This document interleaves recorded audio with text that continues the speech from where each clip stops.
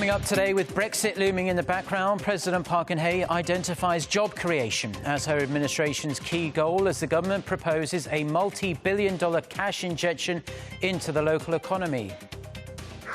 EU leaders shut the door to informal talks with Britain over its departure from the European Union. They say London has to start the official process first, but the UK insists it needs more time. Plus, upping the pressure on its old friend, China tells the UN Security Council how it plans to implement sanctions on North Korea. Stay tuned for these stories and more.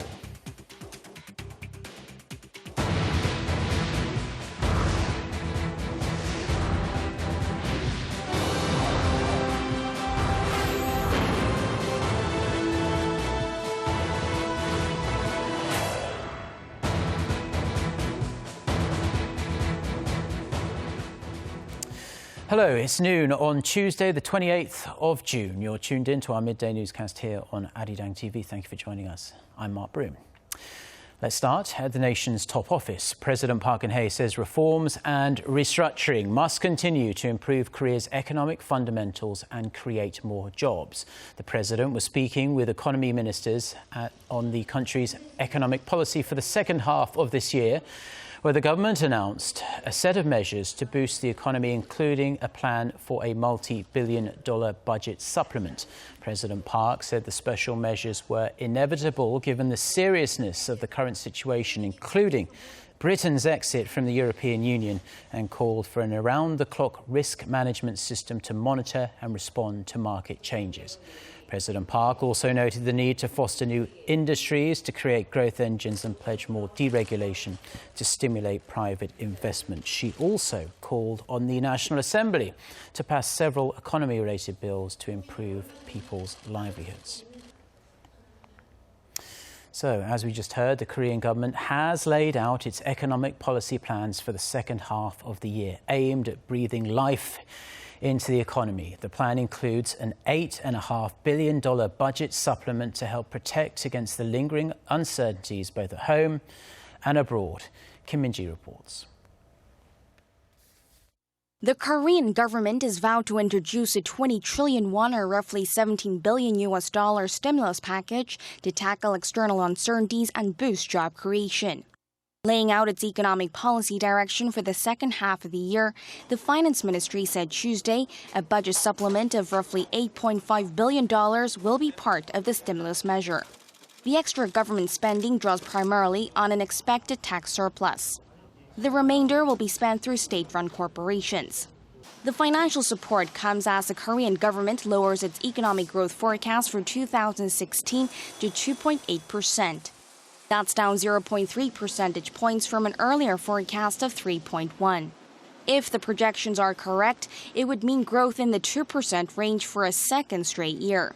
Korea has seen its exports fall every month since last year due to slowing global demand.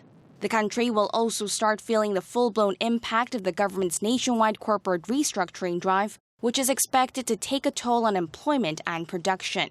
On top of that, although the fallout from Brexit is expected to have a limited impact on the Korean economy, indirect effects cannot be ruled out if it brings prolonged volatility to the global stock market and weighs on the global economy. The financial stimulus will be used to minimize the negative impacts coming from such uncertainties at home and abroad. The government also plans to use the extra budget to create more jobs and pull up the country's growth potential.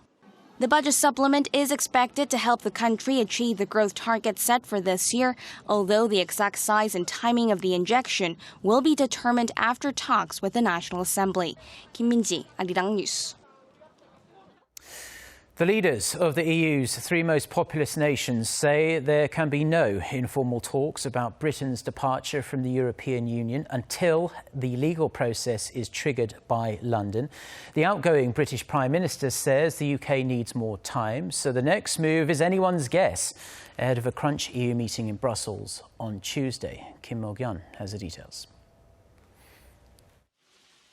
The leaders of Germany, France and Italy have stated that no informal talks or deals will be made with Britain before it delivers a formal notification of withdrawal, referring to Article 50 of the Lisbon Treaty.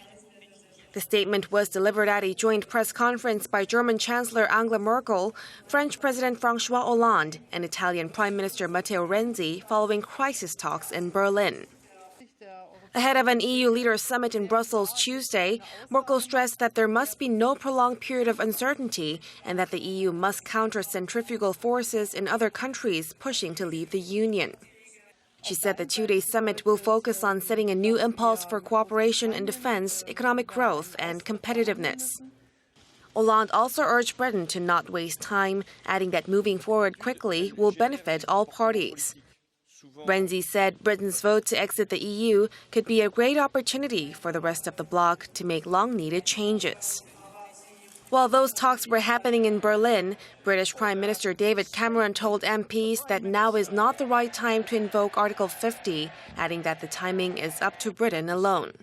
Before we do that, we need to determine the kind of relationship we want with the EU. And that is rightly something for the next Prime Minister and their cabinet to decide. I've also made this point to the Presidents of the European Council and the European Commission, and I'll make this clear again at the European Council tomorrow. Mr. Speaker, this is our sovereign decision, and it will be for Britain and Britain alone to take. Article 50 sets out how an EU country might voluntarily leave the Union. It gives negotiators a minimum of 2 years to reach an exit deal. When Britain makes it formal, it will mark the first time Article 50 has ever been invoked. Kim Mo-kyun, Arirang News. Now, uncertainty over Britain's future in the wake of the referendum result has been wreaking havoc on global financial markets, with the pound slumping and global stocks tanking. In Korea, the benchmark Kospi and the tech-heavy Kosdaq opened lower on Tuesday as well. Lee Min-young has more. Starting with Korea, the benchmark Kospi and the tech-heavy Kosdaq opened around 1% lower on Tuesday. The foreign exchange market also remains volatile. The Korean won has been weakening against the greenback, trading at around 1,180 to 1 early Tuesday as investors flee to safer assets. U.S. stock markets also dropped for the second straight day on Monday. The Dow Jones Industrial Average and the S&P 500 fell 1.5% and 1.8% respectively. The tech-heavy Nasdaq slumped 2.4%. Analysts say the downward momentum comes as uncertainties linger over Britain's decision.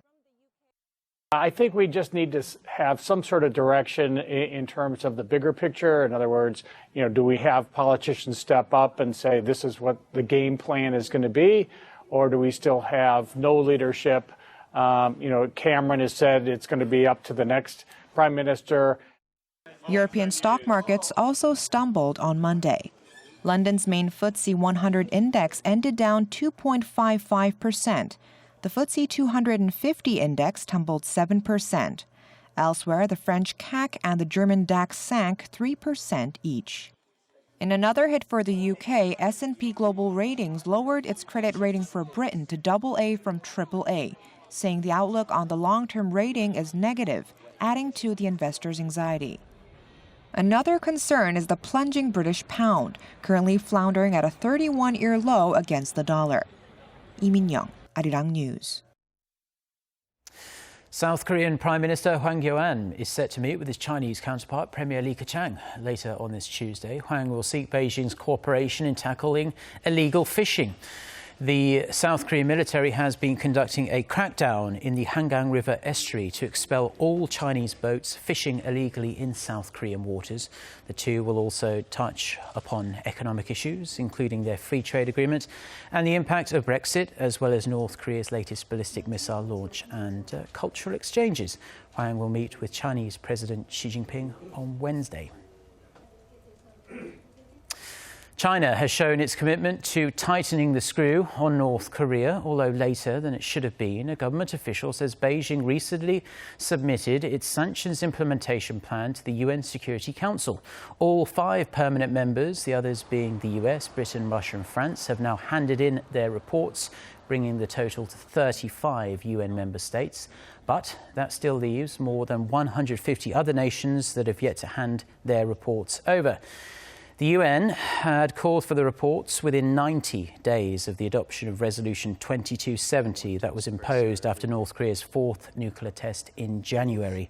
The reports will be translated into the UN's 6 official languages and posted on the UN's homepage unless the members specifically request they not be revealed. Now, in a worrying development, the United States says North Korea might have taken a big step toward mastering the technology required to develop operational intercontinental ballistic missiles. Facing the growing threat, the US, South Korea and Japan are holding a drill to track future missiles fired by the North. Kim Hyun-bin reports. The Pentagon has confirmed that the U.S. tracked the flight path of North Korea's most recent Musudan missile launch, saying it went into space before re-entering the Earth's atmosphere. The statement by the Pentagon spokesperson is the first time the U.S. has publicly confirmed the performance of a North Korean missile launch. Pyongyang had earlier claimed the missile had entered orbit and come back down, boasting that it had perfected the complex technology required to pull off such a feat. Mastering a re-entry technology is one of the keys to developing an intercontinental ballistic missile, as it needs to endure extreme heat when re-entering the Earth's atmosphere. Last week's Musudan test was the regime's 6th since April. The previous 5 had ended in failure, exploding in mid-air soon after launch. With the rise in missile threats posed by North Korea, South Korea, Japan, and the U.S. are scheduled to hold a trilateral missile defense exercise this week in Hawaii. The exercise will focus on sharing information and tracking the enemy's missile trajectory.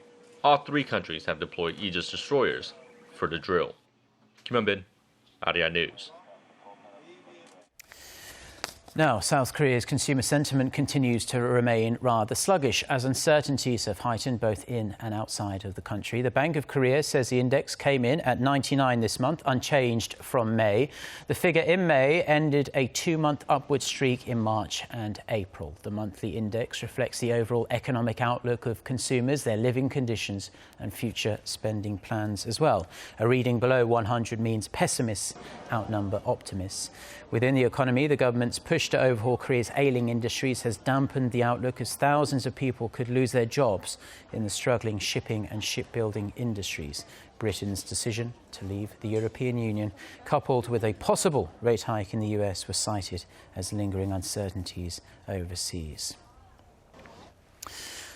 Some better news now. South Korea has ranked 14th on a survey measuring mobile internet access in 134 countries. According to the Mobile Connectivity Index released Tuesday by the GSMA, South Korea scored 80.7 out of 100.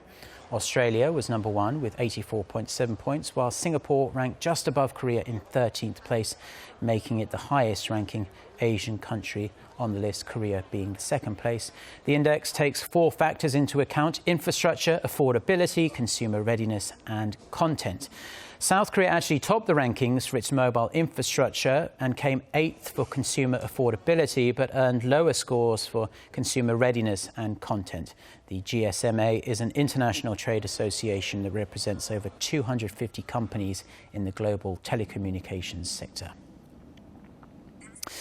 Now, in more international news, Turkey is looking to rebuild its fractured ties with Russia. The Turkish president says he sent President Putin a letter expressing his sympathies for the shooting down of a Russian jet last year. With the letter I sent to Mr. Putin, I both expressed my sadness about the incident and reminded cooperation opportunities that we can accomplish in the Middle East. Russia says Erdogan's letter was an apology, but Turkey's state-run news agency reported that the letter was not explicitly an apology, but rather an expression of sympathy and deep condolences to the family of the pilot who was killed. Since the downing of the jet last November, the Kremlin has imposed trade sanctions and suspended travel to Turkey as well. It has also vowed to keep it that way until it receives an apology from Ankara. More bloodshed in the Middle East. Dozens of people have been killed in 2 terror attacks in Yemen and Lebanon. Attackers launched a series of suicide bombings in a major port city in Yemen on Monday, killing at least 42 people and injuring more than 30. Most of the victims were soldiers, but 1 child was also killed. The bombs went off when soldiers were preparing to break their day-long fast for Ramadan. The Islamic State militant group claimed responsibility for the attack on Twitter and its own news outlet. On the same day, in Lebanon, at least 5 people were killed and 28 wounded when 4 suicide bombers blew themselves up in a predominantly Christian village in the northeast of the country. No group has claimed responsibility for those bombings.